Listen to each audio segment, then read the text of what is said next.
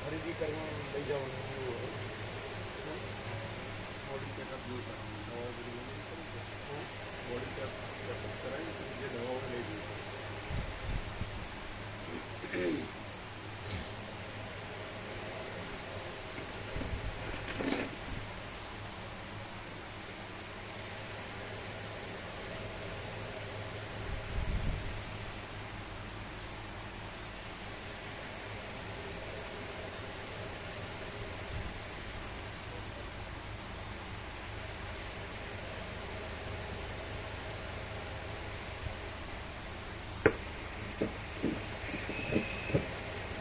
ઓમ ઓમ બરાબર છે.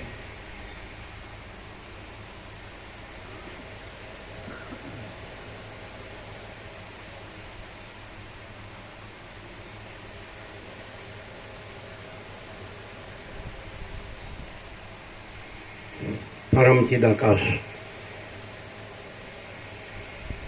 પરમ જ્યોતિ, અખંડ જ્યોતિ, અનંત, પૂર્ણ, પરમ ચિદાકાશ, પરમ શાંતિ, स्वयं सिद्ध, स्वयं प्रकाश, स्वयं पूर्ण, स्वस्वरूप, यही सब कुछ है, इसके सिवा कुछ नहीं है. शून्यभास, अनंत कोटि, महाकल्पो है ही नहीं. वशिष्ठ राम वैराग्य प्रकरण राउंड 38 राउंड 39 राउंड.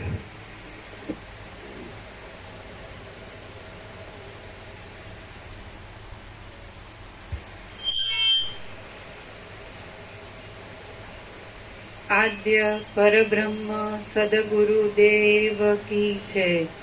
ओम श्री परमात्मने नमः.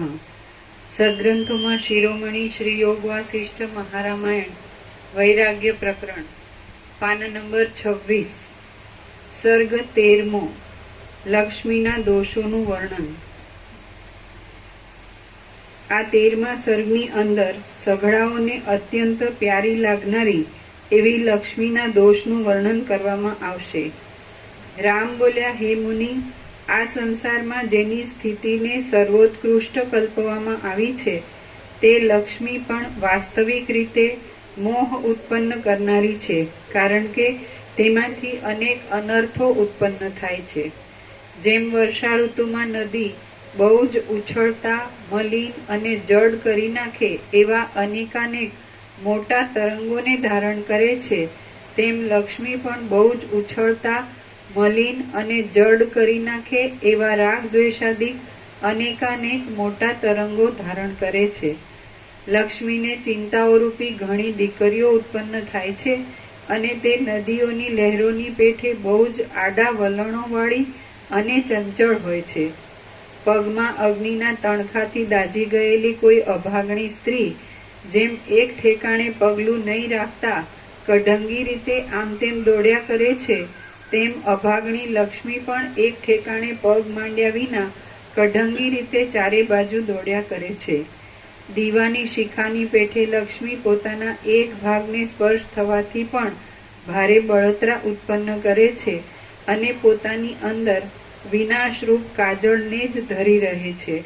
રાજાની પ્રકૃતિની પેઠે તે મૂઢ છે અને કષ્ટ પ્રાપ્ય છે. ગુણ અવગુણનો વિચાર કર્યા વિના જ તે પાસે રહેનારા જે કોઈના પર ચડી જાય છે,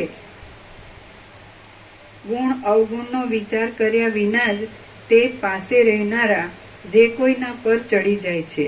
જેમ દૂધ પાવાના કાર્યોથી અનેક સર્પોના વેગનો વિસ્તાર થાય છે, તેમ પાપ કાર્યો કરવાથી પાપોના વેગનો વિસ્તાર થાય છે. એવા પાપ કર્મો કરવાથી જ લક્ષ્મી વિસ્તાર પામે છે. જ્યાં સુધી વાયુએ ટાઢને કઠિન ના કરી હોય ત્યાં સુધી જ તે ટાઢ શીતળ અને કોમળ સ્પર્શવાળી લાગે છે. તે જ પ્રમાણે જ્યાં સુધી લક્ષ્મીએ માણસને કઠિન ન કર્યો હોય ત્યાં સુધી જ તે માણસ સ્વજનને તથા પરજનને ટાઢો તથા કૂણો લાગે છે. જેમ ધૂળની મુઠ્ઠી ગમે તેવા ઉત્તમ મણીઓને પણ મેલા કરી નાખે છે, તેમ લક્ષ્મી વિચક્ષણ, શૂર, કૃતજ્ઞ, ઉદાર અને કોમળ માણસોને પણ મલિન કરી નાખે છે. હે ભગવાન, ઝેરી લતાની પેઠે લક્ષ્મી સુખ માટે નહીં પણ દુઃખ માટે જ વધે છે.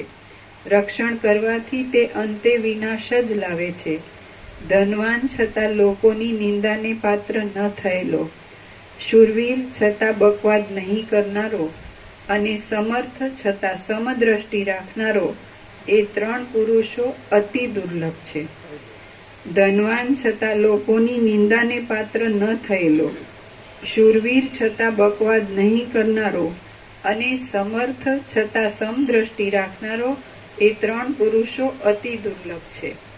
આ લક્ષ્મી અનેક સુખરૂપી સર્પોની કમળોનો નાશ કરનારી તે રાત્રિરૂપ છે. દુઃખોરૂપી વિષમ તથા ગહન ગુફારૂપ છે અને ગાઢ મોહરૂપી ગજેન્દ્રની વિંધ્યાચળની તળેટી રૂપ છે. સત્કાર્યરૂપી કુમુદો રાત્રિ વિકાસી કમળોને ચાંદની રૂપ છે. સુદ્રષ્ટિરૂપી દીવીને વંટોળિયા રૂપ છે અને અનેક વિકારોરૂપી કલ્લોલોની તે નદી રૂપ છે. તે ભ્રાંતિના ગંધર્વનગર રૂપ છે. ખેદરૂપી ઝેરને વધારનારી છે. વિકલ્પરૂપી ધાન્યોના ખેતર રૂપ છે અને ખેદ સહિત ભયને ઉત્પન્ન કરનારી સળપીણી રૂપ છે. વૈરાગ્યરૂપી લતાઓને તે હિમરૂપ છે. રાગ દ્વેષ આદિ ઘુવડોને તે રાત્રિ રૂપ છે. વિવેકરૂપી ચંદ્રને તે રાહુની દાઢ રૂપ છે અને સૌજન્યરૂપી કમળને ચાંદની રૂપ છે. ઇન્દ્રધનુષની પેઠે તે ચપળતા ભરેલા અનેક રંગોથી મનને હરનારી છે. વીજળીની પેઠે ઉત્પન્ન થઈને તે ચપળતાથી તરત જતી રહેનારી છે અને જડનો આશ્રય કરનારી છે. ચપળતામાં તે વનના નોળિયા કરતાં પણ અધિક છે. તે નીચ કુળના લોકોની પાસે ભરાઈ રહેનારી છે અને ઉનાળાના ઝાંઝવાના પાણી કરતાં પણ તે વધારે ઠગનારી છે. પાણીની લહેરની પેઠે તે કોઈ સ્થળમાં ક્ષણ માત્ર પણ એક રૂપે રહેતી નથી.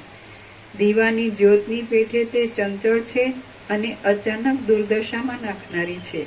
યુદ્ધમાં ઉત્સાહ ધરાવનારા પુરુષોરૂપ હાથીઓના ટોળાને તે સિંહણની પેઠે તોડી પાડનારી છે અને ખડગની ધારની પેઠે તે ટાઢી, તીખી તથા તીક્ષ્ણ હૃદયવાળાઓનો આશ્રય કરનારી છે. પરાયા ધનોને લઈ લેવાની ઈચ્છાવાળી અને ગુપ્ત રૂપે નીચ ચિંતાઓને છુપાવી રહેલી એ અભાગણી લક્ષ્મીથી હું દુઃખ વિના બીજું કાંઈ પણ ફળ દેખતો નથી. અરે રે, અલક્ષ્મીરૂપ શોક્ય તેને દૂર હટાવી મૂકે છે તો પણ તે નિર્લજ્જ છે અને નફટ લક્ષ્મી તે જ દરિદ્ર માણસને સદા આદર સાથે આલિંગન કરે છે. કોઈ આડમાં ઉત્પન્ન થયેલી અને અનેક સર્પોના શરીરોથી વીંટાયેલી ફૂલવેલની પેઠે એ લક્ષ્મી ઉપરથી મનોહર હોવાને લીધે ચિત્તની વૃત્તિને ખેંચે છે, સાહસથી મળે એવી છે અને ક્ષણભંગુર છે. શ્રી યોગ વાસિષ્ઠ મહારામાયણમાં વૈરાગ્ય પ્રકરણનો લક્ષ્મી નિરાકરણ નામનો સર્ગ 13મો સમાપ્ત. સર્ગ 14મો મૂર્ખના જીવિતની નિંદા. આ 14મા સર્ગમાં મૂર્ખનું જીવિત, યૌવન તથા આયુષ્ય કે જે વ્યાધિ, રોગ તથા જરાથી ઘેરાયેલું અને કામ આદિએ મલિન કરેલું હોય છે તેની નિંદા કરવામાં આવશે. રામ બોલ્યા, હે મુનિ, આવરદાતો પાંદડાના ખૂણાની અણી પર લટકી રહેલા એક જળબિંદુ જેવો ક્ષણભંગુર છે. ઘેલાની પેઠે તે સમય વગર જ બિચારા શરીરને છોડીને ચાલતો થાય છે. વિષયરૂપી સર્પોના સંગથી જેમનું ચિત્ત પૂરું જર્જરિત થઈ ગયું છે અને જેમને આત્માનો પૂર્ણ વિવેક પ્રાપ્ત થયો નથી એવા લોકોને તો આયુષ્ય કેવળ પરિશ્રમના કારણરૂપ છે, પરંતુ જેમણે જાણવા યોગ્ય વસ્તુને જાણી લીધી છે અને જેઓ અપરિચ્છિન્ન પદમાં વિશ્રાંતિ પામ્યા છે તેમને આયુષ્ય સુખદાયી થાય છે અને તેમને લાભાલાભ સમાન જ લાગે છે. પરંતુ જેમણે જાણવા યોગ્ય વસ્તુને જાણી લીધી છે અને જેઓ અપરિચ્છિન્ન પદમાં વિશ્રાંતિ પામ્યા છે તેમને આયુષ્ય સુખદાયી થાય છે અને તેમને લાભાલાભ સમાન જ લાગે છે. હે મુનિ, દેહાદિક આત્મા છે એવો અમે નિશ્ચય કરી બેઠા છીએ. તેથી સંસારરૂપી વાદળની વીજળીના સમૂહરૂપ આયુષ્યમાં અમને સુખ મળતું નથી. કદાચ વાયુને વીંટી શકાય, આકાશને તોડી શકાય અને તરંગોને પણ ગૂંથી શકાય, પણ આ આયુષ્યનો કદી વિશ્વાસ રાખી શકાય નહીં. શરદ ઋતુના વાદળાની પેઠે અલ્પજીવી, તેલ વગરના દીવાની પેઠે નાશમાં ઉન્મુખ અને તરંગની પેઠે ચપળતાવાળું આ આયુષ્ય જતું રહ્યું જ જોવામાં આવે છે. તરંગને, પ્રતિબિંબના ચંદ્રને, વીજળીના સમૂહને અને આકાશના કમળને કદી પકડી રાખવાની આશા રાખી શકું, પણ આ અસ્થિર આયુષ્યને પકડી રાખવાની આશા તો હું કદી રાખી શકું નહીં. તૃષ્ણાતુર મૂઢ માણસો વ્યર્થ આયુષ્યને લાંબુ કરવા ઈચ્છે છે. ખચરી જેમ ગર્ભ ધારણ કરીને દુઃખને નોતરે છે, તેમ એ મનુષ્ય પણ એ ઈચ્છા કરીને દુઃખને જ બોલાવે છે. થોડું ઊંચું mic. હું આગળ રહેવું છું. ખચરી જેમ ગર્ભ ધારણ કરીને દુઃખને નોતરે છે, તેમ એ મનુષ્ય પણ એ ઈચ્છા કરીને દુઃખને જ બોલાવે છે. હે બ્રહ્મન, આ ભવ ભટકણમાં આજે કાયારૂપી વેલો છે તે સૃષ્ટિરૂપ સમુદ્રના જળના ફીણ જેવો જ છે, માટે મને આમાં જીવવું ગમતું નથી. જેથી અવશ્ય પામવા યોગ્ય પુરુષાર્થની પ્રાપ્તિ થાય, ફરીવાર શોક કરવો ન પડે અને જે જીવન મુક્તિના પરમ સુખના સ્થાનકરૂપ થાય તે જ જીવતર કહેવાય છે. જેથી અવશ્ય પામવા યોગ્ય પુરુષાર્થની પ્રાપ્તિ થાય, ફરીવાર શોક કરવો ન પડે અને જે જીવન મુક્તિના પરમ સુખના સ્થાનકરૂપ થાય તે જ જીવતર કહેવાય છે.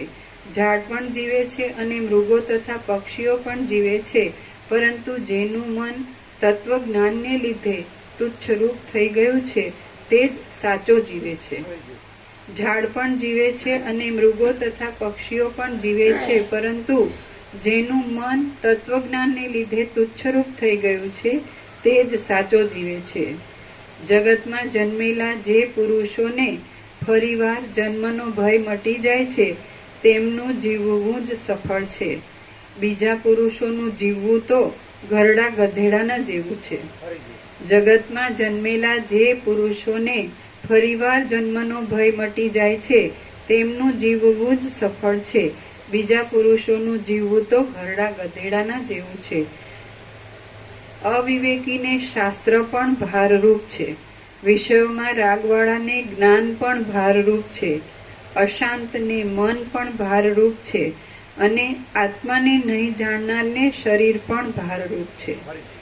અવિવેકીને શાસ્ત્ર પણ ભારરૂપ છે, વિષયોમાં રાગવાળાને જ્ઞાન પણ ભારરૂપ છે, અશાંતને મન પણ ભારરૂપ છે અને આત્માને નહીં જાણનારને શરીર પણ ભારરૂપ છે.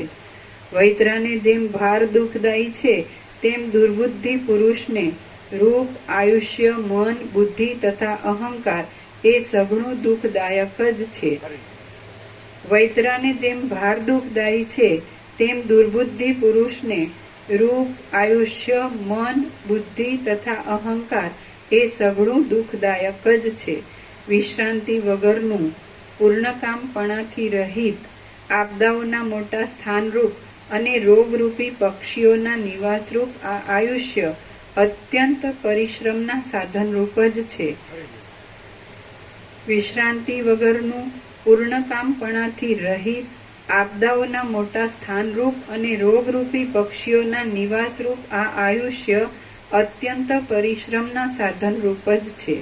જેમ ઉંદર નિત્યના પરિશ્રમથી કાયર થયા વિના નિરંતર ધીરે ધીરે જૂના ખાડાને અત્યંત ખોદ્યા જ કરે છે, તેમ કાળ પણ નિત્યના પરિશ્રમથી કાયર થયા વિના નિરંતર આયુષ્યને અત્યંત ખોદ્યા જ કરે છે.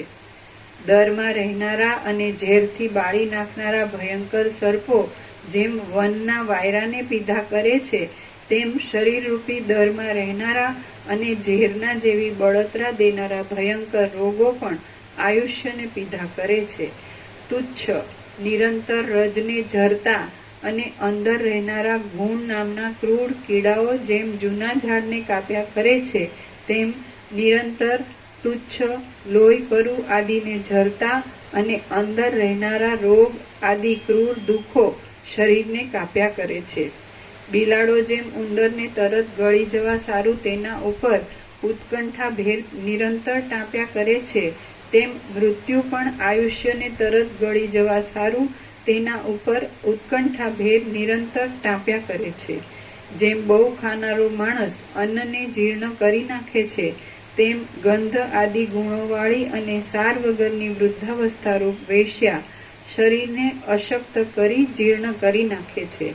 જેમ સજ્જન થોડા દિવસમાં જ દુર્જનને ઓળખી કાઢે છે અને તેને પ્રીતિરહિત થઈને છોડી દે છે, તેમ યૌવન પણ થોડા દિવસમાં જ શરીરને ઓળખી કાઢે છે અને તેને પ્રીતિરહિત થઈને છોડી દે છે. જેમ જાર પુરુષ રૂપ ઉપર તાક્યા કરે છે, તેમ દુઃખ, જરા અને મરણનો મિત્ર એવો કાળ પણ નિત્ય આયુષ્ય ઉપર જ તાક્યા કરે છે. સ્થિરપણાએ તથા સુખદાયીપણાએ સર્વદા છોડી દીધેલું ગુણરહિત અને મરણના પાત્રરૂપ આયુષ્ય જગતમાં જેવું અત્યંત તુચ્છ છે, તેવું બીજું કાંઈ પણ અત્યંત તુચ્છ નથી. શ્રી યોગ વાસિષ્ઠ મહારામાયણમાં વૈરાગ્ય પ્રકરણનો મૂર્ખના જીવનની નિંદા નામનો સર્ગ 14મો સમાપ્ત. સર્ગ 15મો અહંકાર નિંદા. આ 15મા સર્ગમાં અહંકાર કે જે સઘળા અનર્થના મૂળ રૂપ છે તેની નિંદા કરવામાં આવશે. રામ બોલ્યા, અહંકાર રૂપી દુષ્ટ શત્રુથી હું ભય પામું છું. મોહને લીધે વૃથા ઉત્પન્ન થયો છે, વૃથા વધે છે અને નિરર્થક જ છે. અહંકાર રૂપી દુષ્ટ શત્રુથી હું ભય પામું છું. મોહને લીધે વૃથા ઉત્પન્ન થયો છે, વૃથા વધે છે અને નિરર્થક જ છે. વિવિધ આકારવાળો સંસાર એ અહંકારને લીધે જ રાગમાં પણ રાગ પુરુષોને રાગ દ્વેષાદી દોષ રૂપી કોઠારમાં મૂંઝવ્યા કરે છે. વિપત્તિઓ અહંકારથી જ થાય છે, દુષ્ટ ચિંતાઓ અહંકારથી જ થાય છે અને અહંકારથી જ નીચ ક્રિયા પણ થાય છે. માટે અહંકાર જ મારો રોગ છે. હે મુનિ, એ અહંકાર મારો લાંબા કાળનો વેરી છે. તેને લીધે જ હું ખાતો નથી અને પાણી પણ પીતો નથી, તો પછી ભોગોને તો કેમ જ ભોગવું? પારધીની જેમ અહંકાર રૂપી દોષ મનમોહક ઝાડ પાથરે છે. સંસારરૂપ રાત્રિ જેમ લાંબી છે, તેમ મનમોહક માયા પણ લાંબી છે. જેમ પર્વત ઉપર લાંબા, વિષમ અને મોટા ખેરના ઝાડો ઉગે છે, તેમ એ અહંકારથી જ લાંબા, વિષમ અને મોટા એવા જે તે દુઃખો ઉત્પન્ન થાય છે. શાંતિરૂપી ચંદ્રને અહંકાર રાહુના મુખરૂપ છે. ગુણરૂપી કમળોને અહંકાર મહાવિષમ હિમરૂપ છે અને સમતારૂપી મેઘને અહંકાર શરદ ઋતુના સમયરૂપ છે. હું એ અહંકારને છોડી દઉં છું. હું રામ નથી, મને વાંછના નથી અને કોઈ પદાર્થોમાં મારું મન લાગતું નથી. હું તો સર્વ પ્રાણીઓને મારા સમાન ગણીને હારી ગયેલાની પેઠે શાંતિથી બેસી રહેવા ઈચ્છું છું. મેં અહંકારથી જે કાંઈ ભોગવ્યું છે, હોમ્યું છે અને કર્યું છે, તે સઘળું નિસાર જ થયું છે. અહંકારથી રહિત રહેવું એ જ સાર છે. હે બ્રહ્મન, જો મને હું છું એવું અભિમાન થાય છે, તો હું આપદાઓથી દુઃખી થાઉં છું અને એ અભિમાન હોતું નથી તો હું સુખી થાઉં છું. એટલા માટે નિરહંકારપણું જ શ્રેષ્ઠ છે. હે મુનિ, હું અહંકારને છોડી દઈ શાંતિ ભરેલા મનથી ઉદ્વેગ રહિત થઈને રહું છું. ભોગોનો સમૂહ તો દેહ, ઇન્દ્રિય અને વિષય આદિ વિનાશી પદાર્થોને અધીન છે. જો એ બધામાંથી એકાદ પદાર્થનો ભંગ થાય તો પણ ઉદ્વેગ થયા વિના રહે નહીં. હે બ્રહ્મન, જ્યાં સુધી અહંકારરૂપી મેઘ પોતાના ગાત્રોને વિસ્તારે છે, ત્યાં સુધી તૃષ્ણારૂપી ઇન્દ્રજવના ઝાડના માંજર ફૂટ્યા કરે છે. અહંકારરૂપી મેઘ શાંત થાય છે, ત્યારે તૃષ્ણારૂપી નવીન વિદ્યુલ્લતા બુઝાઈ ગયેલા દીવાની જ્યોતની જેમ તરત જ ક્યાંય સરી જાય છે. અહંકારરૂપી મોટા વિંધ્યાચળમાં મનરૂપી મોટા મદોન્મત્ત હાથી મેઘની પેઠે ભારે કડાકાથી ગાજ્યા કરે છે. આ દેહરૂપી મહાવનમાં ગાઢ અહંકાર રૂપી મોટો સિંહ કૂદ્યા કરે છે તેણે જ આ જગત વિસ્તાર્યું છે. અહંકાર રૂપી મોટા જાર પુરુષે તૃષ્ણા રૂપી ઝીણા દોરામાં પરોવાયેલી ઘણા ઘણા જન્મોની પરંપરાને પોતાના ગળામાં મોતીના હારરૂપ કરી છે. હે મુનિ, આ અહંકાર રૂપી વેરીએ અહીં કાંઈ મંત્ર તંત્ર કર્યા વગર જ પુત્ર, મિત્ર અને સ્ત્રી આદિ ઉન્માદક સાધનો પ્રસાર્યા છે. જો પાછળની બધી લાઈટ કરો, અત્યારે જીવડા નથી, તાપમાં જીવડા ન હોય.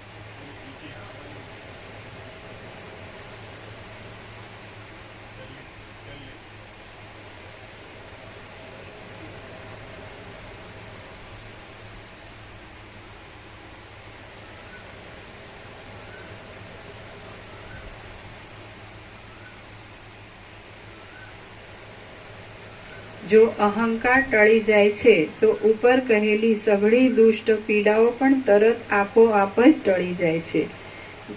જો અહંકાર રૂપી મેઘ ધીરે ધીરે શાંત થાય છે તો મનરૂપી આકાશમાં રહેલી અને શાંતિને કાપી નાખનારી મોહરૂપી ઝાકળ ક્યાંય જતી રહે છે. આપણે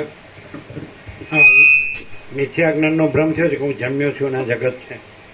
તો એ મિથ્યા જ્ઞાનનો ભ્રમ કાંઈ છે નહીં, હું ને જગત છે નહીં. અને ખરેખર તો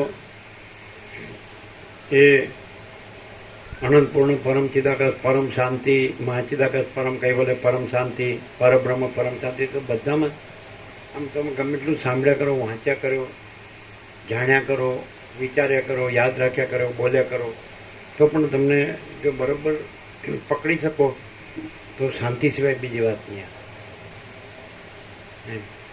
એમ કે એ જે તમે કહેતા હોય, એ તમે પરમ ચિદાકાશ કહેતા હોય કે મહાચિદાકાશ કહેતા હોય કે પરમાકાશ કહેતા હોય કે પરબ્રહ્મ પરમાત્મા કહેતા હોય કે પરમેશ્વર કહેતા હોય કે પરમપદ કહેતા હોય કે પુરુષોત્તમ પરમપદ, જે કંઈ કહેતા હોય,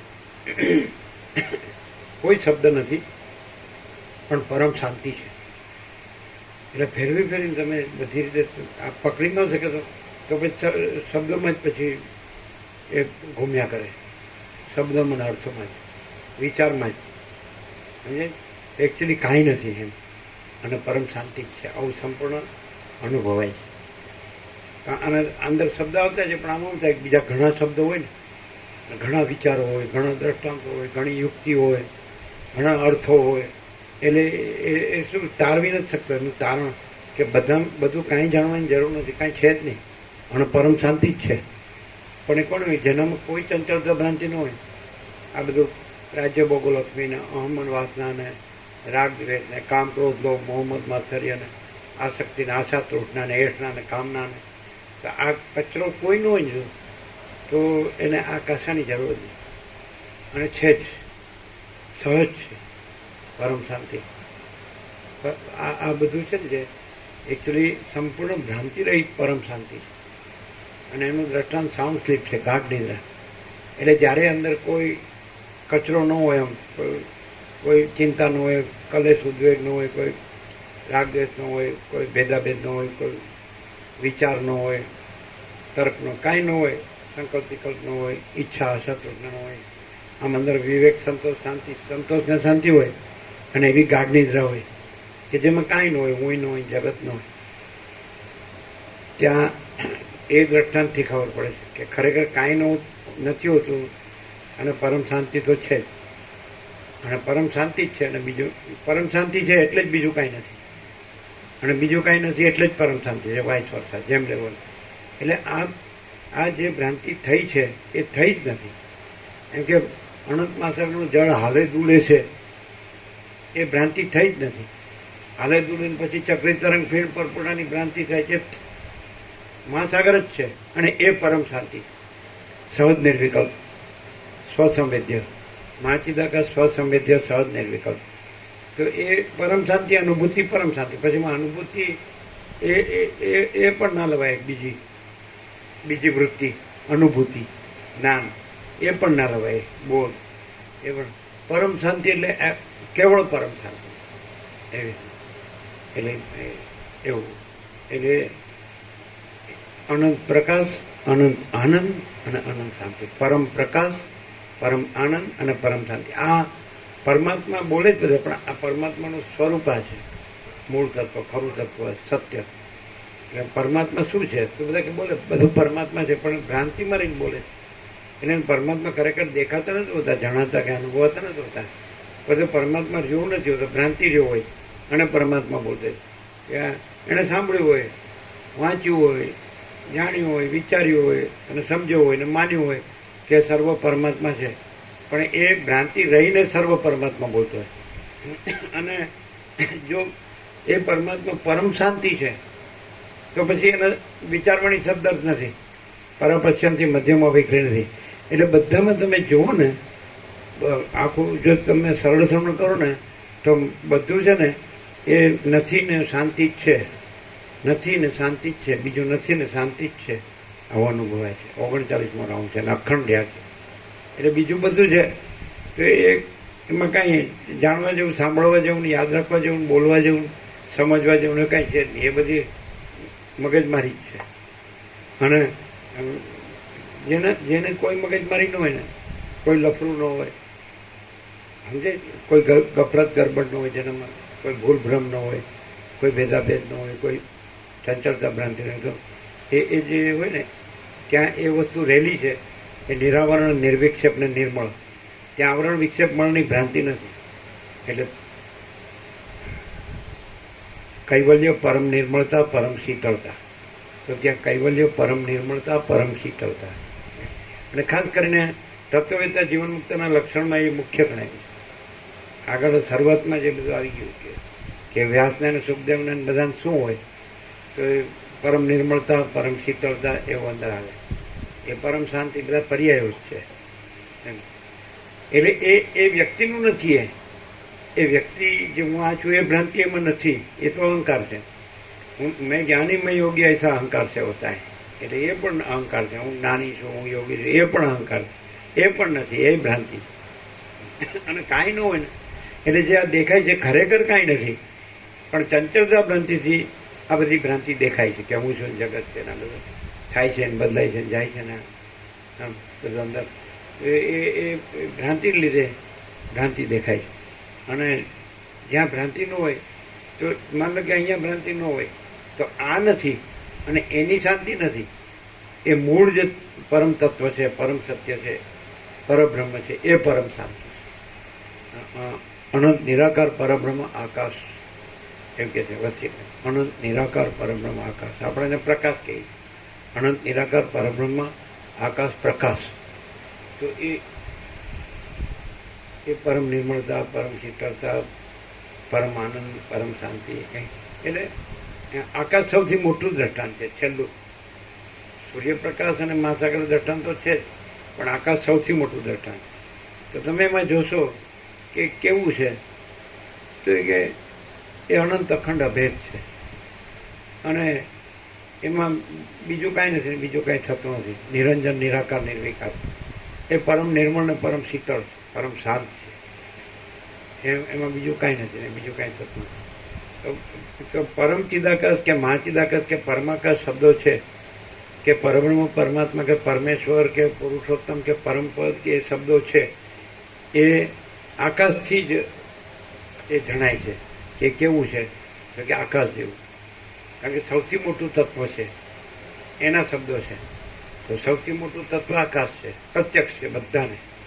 અને બીજું કે દાખલા તરીકે હવે આકાશમાં જ આ જાણનારો, આકાશને જાણનારો છે તો એ આકાશમાં નથી. તમે જુઓ કે આકાશ સર્વત્ર છે અને સદા છે, સ્વયં છે ને સહજ છે અને પોતામાં પોતે જ છે. બીજું એમાં કાંઈ નથી, બીજું કાંઈ થતું નથી. તો આકાશમાં આ જે બીજો થયો છે, આ બધું થયું છે જગત. આકાશથી પછી વાયુ, તેજ, જળ, પૃથ્વી, પછી આકાશ ગંગા, પછી અનંત તારા અને અનંત સૂર્યો ને અનંત બ્રહ્માંડો ને અનંત નામરૂપ ને અનંત સૃષ્ટિ પ્રગટ, બધું ગમે તે વિવિધતા વિચિત્ર. હવે પણ જો આકાશમાં કશું નથી.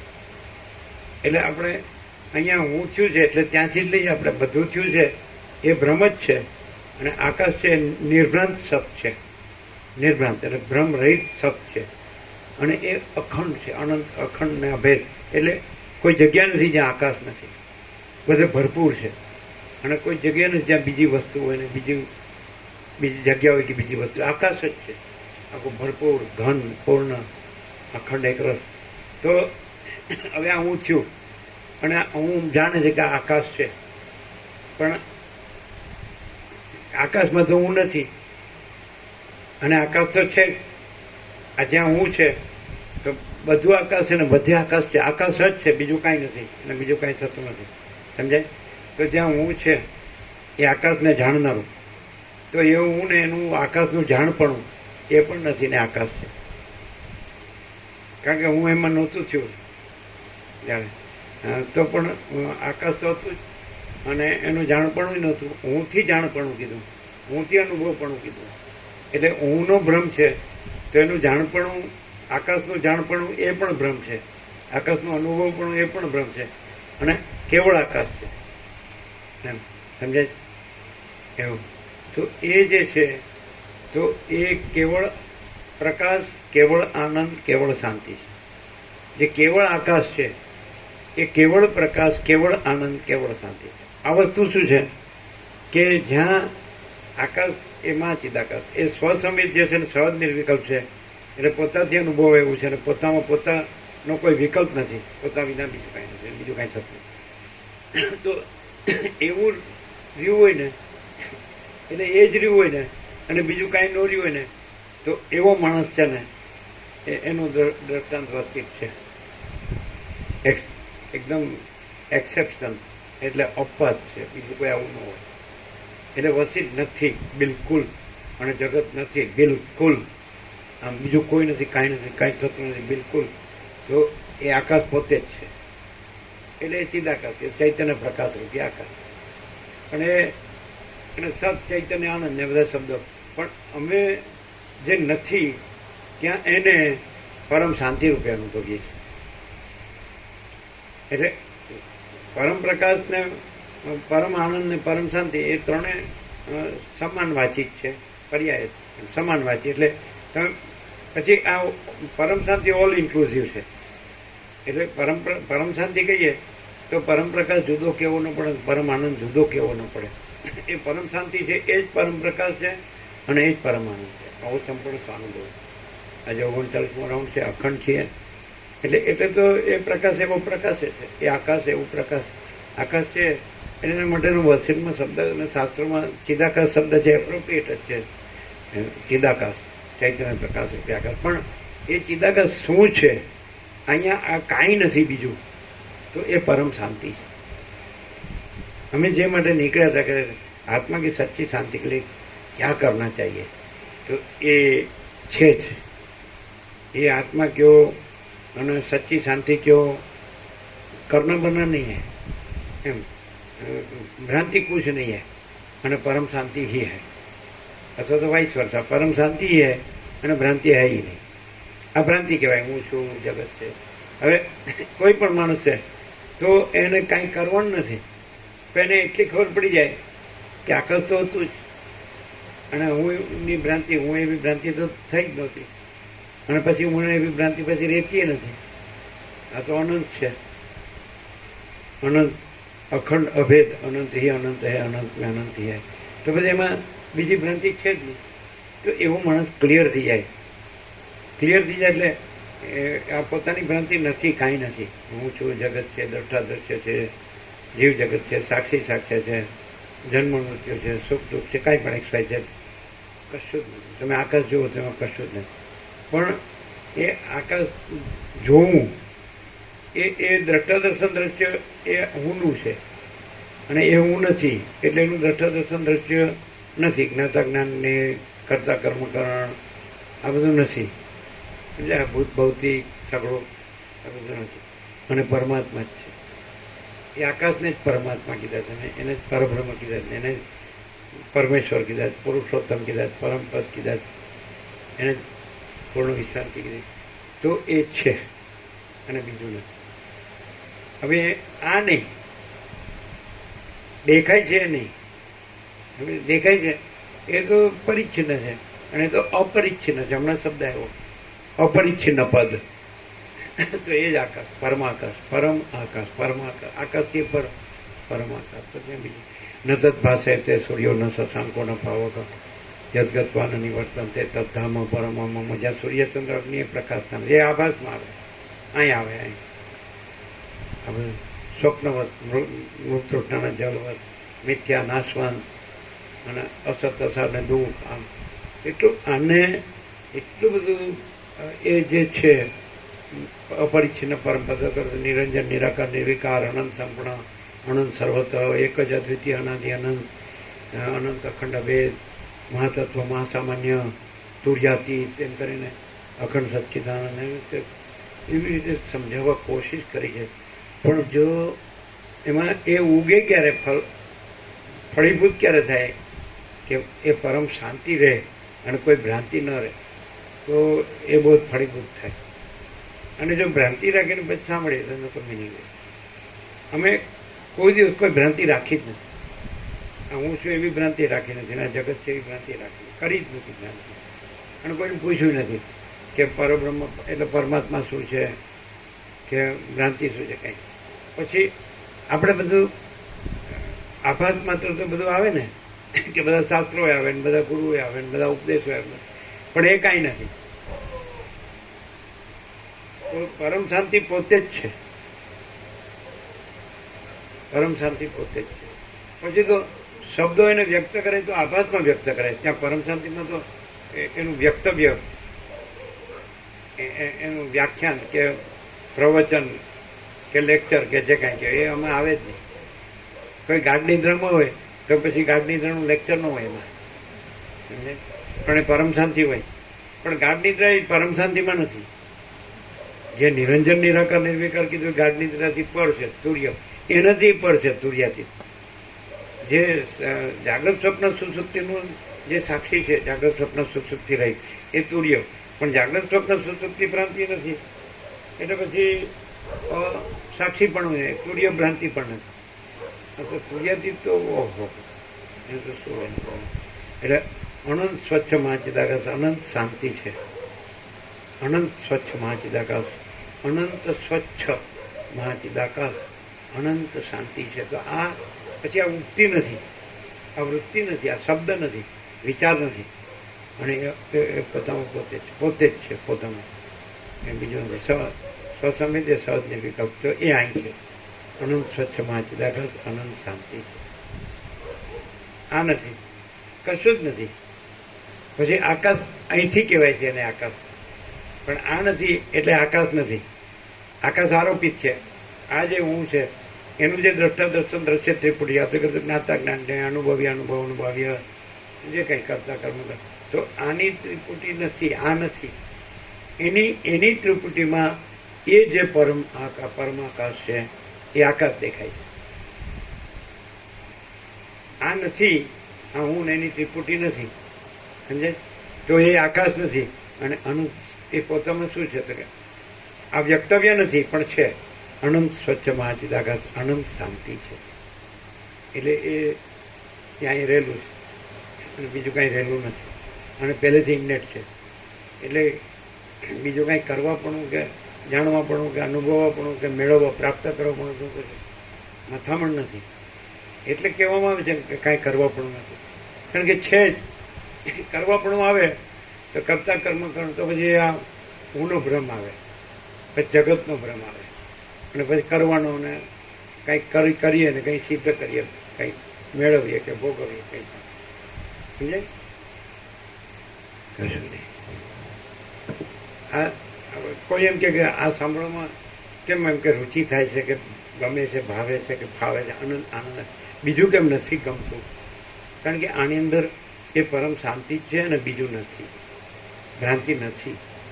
અને બીજામાં આપણે કેમ ન ગમે તો કે શાંતિનું તો નામ જ નહીં, ભ્રાંતિનું જ કામ. ભ્રાંતિ સિવાય બીજી વાત આમ તરત જ તમને શું કહેવાય લપટાવી નાખે. આ તમે કરો તમને આ રાજ્ય સત્તા મળે, આ તમે કરો તમને આ ભોગો મળે, આ તમે કરો તમને આ લક્ષ્મી મળે. લપટાવી નાખો ખબર પડે ને, લલચાવી નાખે ને, લલચાવી નાખે. તો એવું હોય બધું. આપણે બાળપણથી જોઈએ કે આ મારું બેટું બધું એની વાત કરી પછી લાવીને અહીં ભ્રાંતિમાં જ મૂકી દે અને આ ભ્રાંતિ કાંઈ નથી એમ કરી અને આપણને પરમ શાંતિમાં જ રાખે. એટલે ભ્રાંતિ નડે છે પહેલેથી કઈ બતાડી દે કઈ રીતે આ ખોટું છે, આ અસત્યતા દુઃખ છે, મિથ્યાનાશન છે, સ્વપ્ન જેવું મૃત્યુમાં જવું, તો આપણને એ આવે જ નહીં, આડું જ ના નીકળી જ જાય. હવે આપણે પોતે જ પરમ શાંતિ હોય અને આપણે બીજું કાંઈ ન હોય તો એની સાથે એમ મેળ ખાય. અથવા તો આપણે કોઈ ભ્રાંતિ હોય તો આપણે પરમ શાંતિ જોતી હોય તો આની સાથે મેળ ખાય. આપણે કોઈ ભ્રાંતિ આપણે ગમતી ન હોય એને આપણે પરમ શાંતિ જોતી હોય, ભાવતી હોય, ગમતી હોય, ફાવતી હોય, તો આપણે કોઈ ભ્રાંતિ હોય તો એ આપણે એ ક્લિયર કરી દે આપણને કે આપણે પરમ શાંતિ જે જોવે છે એ આપણે પોતે છીએ અને આપણે જે કોઈ નકામી કાંઈ લેવા દેવા વગરની જે ભ્રાંતિ આપણને દેખાય ભાષે એ કાંઈ નથી. એટલે પણ આપણને આનંદ આવે. બેમાંથી એક કોઈ પણ કાં તો આપણે નકરા પરમ શાંતિ હોય તો આ નકરી પરમ શાંતિ, કોઈ ભ્રાંતિ નહીં. અગર તો આપણામાં આપણે ખબર પડી જાય કે એકચ્યુઅલી તો નકરી પરમ શાંતિ છે ને, નકામી હાળી લેવા દેવા વગરની કાંઈ નથી એવી ભ્રાંતિ ખોટી આ દુઃખ દે છે દેખાય તો એ ક્લિયર કરી દે કાંઈ નહીં. એ તમે માનો છો તો એવું કાંઈ છે જ નહીં, તમે પોતે જ પરમ શાંતિ છો. આ રીતે અમારે એની એકરસતા કે એક વાક્યતા પ્રેક્ટિકલ આવી તો 39માં રાઉન્ડ સુધી અખંડ કે કોઈ માણસ કોણ ટકી શકે? કંટાળી જાય એમ કે એક વાર 2 વાર 3 1000 વાર વાંચો તો એનું એ જ છે હું વાંચવાનું, પણ એ તો શબ્દથી બુદ્ધિથી હોય, પ્રકાશથી નહીં. અમે પ્રકાશથી એને અમે કંઈ તારવણી કરવી પડી નથી. દાખલા તરીકે લોકો ભણે તેને ખબર જ ન હોય કે હું વાંચું છું, હું બોલું છું, હું લખું છું, હું કરું છું, હું વિચારું છું, કેવું જાણું છું, કેવું નહીં. ભ્રાંતિમાં જ હોય તો અમને કોઈ દિવસ એવી ભ્રાંતિ નડી જ નથી. આમ જોઈએ તો ખ્યાલ આવી જાય કે આ શું છે, આ શાંતિ છે કે ભ્રાંતિ છે, ખબર પડી જાય. આ બધું છે તો દેખાતું હોય તો પરમ શાંતિ દેખાતી હોય, પરમ પ્રકાશ, પરમ આનંદ, પરમ શાંતિ, અનંત પ્રકાશ, અનંત આનંદ, અનંત શાંતિ એ અનુભવાતું હોય. એટલે એ અનુભવ એનાથી જુદો નહીં, એ પોતે તો એમાં હું નો અનુભવ હતો ભ્રાંતિ. જગત એવું ન હું મારું રાગદ્વેષ આવું કાંઈ નહોતું. કોઈ કુટિલતા કે કોઈ ચાલાકી કે કોઈ બધી હોશિયારી, ક્લેવરી કે આમ કોઈ સ્ત્રી હોય તો એના ફરજનના જ વખાણ કરે. મારા બાળકો બહુ સ્માર્ટ છે. એ સ્માર્ટનેસ કોને કહેતા હોય? એટલે આ જગતમાં હોશિયાર હોય, જગતની બાબતમાં હોશિયાર. દ્રશ્ય જે આભાસ છે ને, આ ભ્રાંતિ છે ને એમાં ક્લેવર હોશિયાર. એવું હમણાં નહોતું પહેલે. આમાં સમજે એમાં કેવું આવે કે પોતાનું કામ કાઢી લેવું એને ક્લેવર કહે. એ પછી ગમે તે હોય જગતનું રાજ્ય ભોગવલક્ષ્મી હોય કે કાંઈ પણ હોય સમજે એને એમ કે સ્માર્ટ છે, હોશિયાર છે, ક્લેવર, ચાલાક છે, ઇન્ટેલિજન્ટ છે, સમજે બુદ્ધિજીવી, બુદ્ધિશાળી. તો ઇટ ઇઝ નથી. એવું અમારે નહોતું પહેલે. તમે જોશો તો અમે જે પ્રકાશ આવતો હતો ને તેમાં એવું કાંઈ નહીં આવે, એનો વખાણ નહીં આવે, એનું પ્રતિપાદન તમે આ હોશિયાર છે, ઇન્ટેલિજન્ટ છે. એ અમને ખબર પડી જાય કે આ કુછ નહીં. તમે એ વર્લ્ડ કપ લાવે ને તો એ કાંઈ નહીં, કારણ કે એમાં જતું હોય કામિની કાંચનમાં, શેમાં જાય તો ગંદી ગટરમાં. એટલે એનો મોહ હોય જ નહીં, ભ્રાંતિ હોય જ નહીં, કારણ કે છે જ નહીં એવું હોય. અને છે એ કેમ ન હોય? કઈ બોલે પરમ નિર્મળતા, પરમ શીતળતા, એ છે કેમ ન હોય? પરમ શાંતિ, પરમ પ્રકાશ, પરમ આનંદ, પરમ શાંતિ છે કેમ ન હોય? અને ભ્રાંતિ કાંઈ નથી કેમ હોય? કેવી રીતે હોય? તો પહેલેથી આ 0-0 કરવું નથી પડ્યું. હવે તમે એમ કહો ચાલો આવું, એટલે રાજુપ્રભુ કોસારા કે અહીંયા જ કેમ, બીજે કેમ નહીં? તો અમે એમ કે અહીંયા નહીં, એ બધે છે અને ક્યાંય ભ્રાંતિ નથી. પણ એ ખોટું ખોટું ન એ ભ્રાંતિ કરો તો ભ્રાંતિ રાખો તો એટલે છે જ નહીં, રાખો તોય નથી. અને પરમ શાંતિ નો રહ્યો તોય છે, કૈવલ્ય, પરમ નિર્મળતા, પરમ શીતળતા નો રહ્યો તોય છે. અને ગમે એવી ભ્રાંતિ રાખો આકાશથી પૃથ્વી તોય નથી.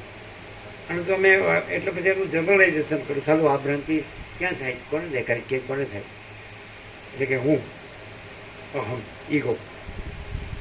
અને જ્યાં ઈગો જ નથી એટલે આમે મૂળ ધર્મૂળથી મૂળથી તત્વમાં જે મૂળ તત્વ છે એમાં ઈગો નથી, પરબ્રહ્મમાં તો ઈગો નથી. અનંત નિરાકાર પરબ્રહ્મ આકાશ પ્રકાશ, તો ઈગો ક્યાં? એ તો વસિતમાં જ ક્લિયર છે. આકાશમાં જેમ કાળું ટપકું કલંકદી સંભે નહીં, ચિદાકાશમાં અહમરૂપી કાળું ટપકું કલંકદી સંભે. એટલે આ શું છે, એમ કે ઉપદેશનો ભાર ન લાગે, બૌદ્ધનો કેવું આ દ્રષ્ટાંતો યુક્તિઓ કે ગમે વાવે તો એ શું છે કે છે એને જ છે કે છે, નથી એને કાંઈ નથી કે છે, એટલે એનો ભાર ન લાગે. એવું કંઈ કોઈ આપણે ફેરવી ફેરવીને સમજાવવાનું ને એવું નથી. સીધે આપણામાં જેમ સીધે જ સીધું છે કે પરમ શાંતિ છે ને ભ્રાંતિ નથી, તો આમાં સીધે સીધું છે કે પરમ શાંતિ છે ને ભ્રાંતિ નથી. એની એક રસતા, એક વાક્યતા છે, એક રૂપતા એમ. એ તો જે બે હોય અને એની એક વાક્યતા ન હોય ને તો બેનો મેળ ટકે નહીં. સમજે? હવે ભ્રાંતિ હોય અને આમાં પરમ શાંતિ હોય ને ભ્રાંતિ નથી એવું હોય, અને પેલામાં ભ્રાંતિ હોય ને પરમ શાંતિ નથી એવું હોય, એટલે ટકી ન હોય, એ ભ્રાંતિમાં વયો જાય. અમે કેમ ભ્રાંતિમાં નથી વ્યા જતા? અમે કેમ પરમ શાંતિમાં જ રહ્યા? કોઈ ન હોય તોય ઉપરથી કોઈ હોય એટલે ભ્રાંતિ, હું જ ન હોઉં પછી બીજું ક્યાંથી હોય? પાછો ચલો એકલા કેવી રીતે મજા આવે? આ હું પુરુષ છું તો એક સ્ત્રી હોય તો સારું, હું સ્ત્રી છું તો એક પુરુષ હોય તો સારું. પતિ આવી ગયો, બેનો એન્ડ આવી ગયો, આમ દેખાય. રામકૃષ્ણ પરમહંસ કહે કે સ્ત્રીને પુરુષ ભેગા બેઠા હોય ધ્યાન ધરતા, એટલે પતી ગયું, એ ધ્યાન બાન ન હોય. સમજાય? કેવું કેવું બોલી, કેવું કેવું નાગડું બગડું બોલે. આમ સ્ત્રી પુરુષ બે જણા ધ્યાનમાં બેઠા પણ એ ધ્યાન ન હોય, એ વાસના જ હોય. એટલે બધું બધી અવસ્થામાં એવું જ હોય. એ બાજુ આપણે હું થઈને પછી મન થઈને પછી દેહ થઈને પછી પુરુષ થઈને કે સ્ત્રી થઈને પછી આપણી સાથે કોકને જોડીએ અને પછી આપણે ધ્યાન ધરીએ, ધરો ધ્યાન અને જ્ઞાન કરીએ. પછી કર્મયોગ ને ભક્તિ યોગ ને જ્ઞાન યોગ ને રાજયોગ. કોને? હું ને? તો પરબ્રહ્મને? પરબ્રહ્મને કોઈ યોગ ન હોય. વિયોગ હોય તો યોગ હોય, પોતાનો વિયોગ હોય. અને વિયોગ પકડી રાખ્યો હોય અને યોગ કરીએ.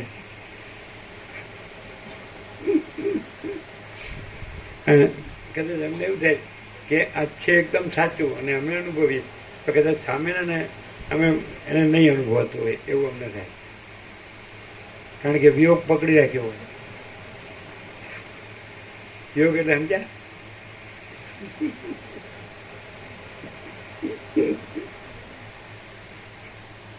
હવે કેટલું બધું મથે જ, મને કાંઈ કરવાનું, પાણી પીને હોઈ જવાનું, એમ એલાર્મ વાગે એટલે ઉઠવાનું. એમાં થોડું અમીન આવે, બરાબર મજા નથી આવતી. પેલું તો એ ક્લિયર હતું, અમે પોતે જ હતું ને, એ હાવ કાઢ નાખ્યું, ડિલીટ થઈ ગયું, એટલે પાછું આવે ખરું તો સારું હારું એ જ રાખી દે. ડિલીટ નો થઈ ગયું. એ લઈ આવજો, મોબાઈલ લઈ આવજો. સમજાય જ ને? કેવું એક આમ નિત્ય નૂતન પ્રકાશ લાગે જ ને. કારણ કે આજે પરંપરાથી જે ગતાનુગતિક કિલ્લા ચાલુ ને ગાડરીઓ પ્રમાણે એમાંનું નથી. આમ પ્રકાશ જ પ્રકાશ છે, આનંદ જ આનંદ છે, શાંતિ જ શાંતિ છે. પણ નિરંજન નિરાકાર નિર્વિકાર અનંત અખંડ ભેદ અપરિચ્છિન્ન સૂર્યાતીત એક જ અદ્વિતીય અનાદિ અનંત મહાતત્વ મહાસામાન્ય કેવા એક્સપ્રેશન છે. આમ એના જ પરમ શાંતિના જ એક્સપ્રેશન, પરમ શાંતિ જ છે, કોઈ ભ્રાંતિ છે જ નહીં. એટલે પાછું બંધ કરજો.